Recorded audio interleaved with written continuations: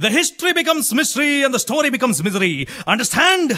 Misunderstand. ನನ್ನ ಮಾತುಗಳ different, ಈ ಭೂಮಿಯೇ ನನ್ನ ಕಾಲ್ಚೆಂಡು. ಸರಿ ತಪ್ಪುಗಳ ಟಾರ್ಗೆಟ್, ತಪ್ಪು ಮಾಡೋಕೆ ಚೂರ್ಚೆಂಡು. ಯಾರಿಗಾಗಲ್ಲ ನಾ ಬೆಂಡು, ಯಾರಿಗಾಗಲ್ಲ ನಾ ಬೆಂಡು. ತರ್ಲೆ ತರ್ಲೆ ತರ್ಲೆ. What is this, Kanta? What is this? I don't like it. I don't like it. ಈ ಸ್ಟೇಟ್ ಪಾಲಿಟಿಕ್ಸ್ ನಲ್ಲಿ ಇರ್ಬರೋರೆಲ್ಲ ನನ್ನ ಹಿಂದೆ 50 ಮೆಂಬರ್ಸ್ ಇದಾರೆ ಅಂತಾರಲ್ಲ, ಖ್ಯಾತೆ ತೆಗಿತಾರಲ್ಲ ಇವರು. What is this? ನಾವು ತಿಪ್ಪರ್ಲಾಗ ಹಾಕಿ ಮೇಲಿಂದ ಕೆಳಗೆ ಎಡಗಡೆಯಿಂದ ಬಲಗಡೆ ಹುಡುಕೋದ್ರೂ ಈ ವಿಧಾನಸೌಧದಲ್ಲಿ ಇರೋ MLA ಗಳ ಟೋಟಲ್ ಸಂಖ್ಯೆ 224 ಮಾತ್ರ. ಅದ್ರಲ್ಲೂ ಈ ನಮ್ಮ ಬೆಳಮಗಿ ವರ್ತೂರ್ ಪ್ರಕಾಶ್ ಅಂತವ್ರು ವಿಧಾನಸೌಧದ ಹತ್ರನೂ ಸುಳಿಯೋದಿಲ್ಲ 24 ಅವರ್ಸ್ ಅಲ್ಲಿ. ಅಂತದ್ರಲ್ಲಿ ಸಮ್ ಪೀಪಲ್ ಮಾತೆತ್ತಿದ್ರೆ ಸಾಕು, ನಮ್ಮಿಂದ ನಮ್ಮಿಂದ ಜನ ಇದಾರೆ, ರಿವರ್ಸ್ ಗೇರ್ ಹಾಕ್ಬಿಡ್ತೀವಿ ಹುಷಾರ್ ಅಂತಾರಲ್ಲ. ವಾಡೆ ಜಾಕ್ ಏನ್ ಕಾಣ್ತಾ ಇದಲ್ಲ ಜಾಕ್.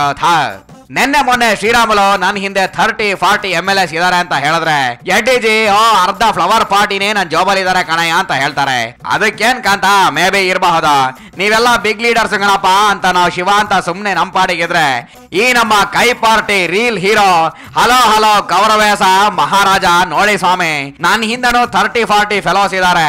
ನೀವೇನಾದ್ರೂ ನ್ಯಾಯ ಒದಗಿಸ್ತಾ ಇದ್ರೆ ನಾವು ಕೂಡ ಆಫ್ಟರ್ ಸಂಕ್ರಾಂತಿ ಒಂದು ಕೈ ನೋಡ್ಕೋಬೇಕಾಗುತ್ತೆ ಹುಷಾರ್ ಅಂತ ಆವಾಜ್ ಹಾಕಿದ್ದಾರೆ. ಹಾಗಾದ್ರೆ ಅದೇನು ಅಂತ ಸ್ವಲ್ಪ ವಿಚಾರಿಸ್ಕೋಕಂತ ನಮ್ಮ ಬಿಸಿ ಪಾಟೀಲ್ನ ಓಕೆ ಮೀಸೆ ಮಾಮನ್ನ.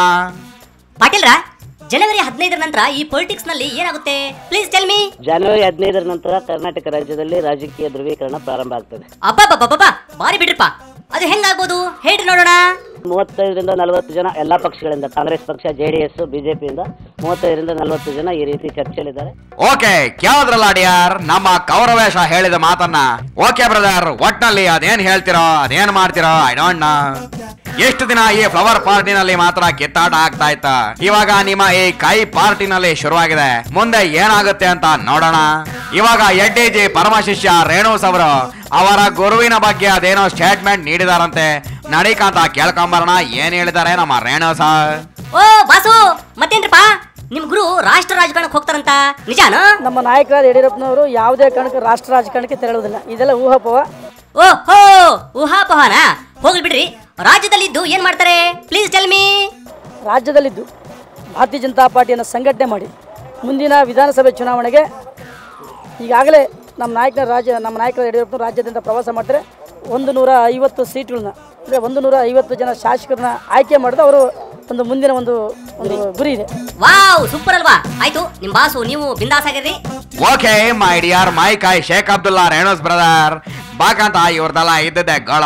ಅದೇನೋ ನಮ್ಮ ಕನ್ನಡ ನಾಡಿನ ಅಪ್ಪಟ ಹೋರಾಟಗಾರ ಸ್ಟ್ರೈಕ್ ಖ್ಯಾತಿಯ ವಾಟಾಳ್ ನಾಗಣ್ಣ ಮತ್ತೆ ಯಾಕೋ ರೋಡ್ ಇಳಿದು ಬಿಟ್ಟಿದಾರಂತೆ. ಅದೇನು ಅಂತ ಕೇಳೋಣ ನಡಿಕಂತ ನಡಿ. ನಾಗಣ್ಣ, ನಿಮ್ ಕನ್ನಡ ಒಕ್ಕೂಟ ಇವಾಗ ಏನ್ ಮಾಡುತ್ತೆ? ಕನ್ನಡ ಒಕ್ಕೂಟ ಇಡೀ ರಾಜ್ಯಾದ್ಯಂತ ತೀವ್ರ ಹೋರಾಟ ಮಾಡತಕ್ಕಂತ ತೀರ್ಮಾನ ಬಂದಿದ್ದೇವೆ. ಓ ಹಂಗ, ಏನ್ ತೀರ್ಮಾನ ಮಾಡಿದ್ರಿ?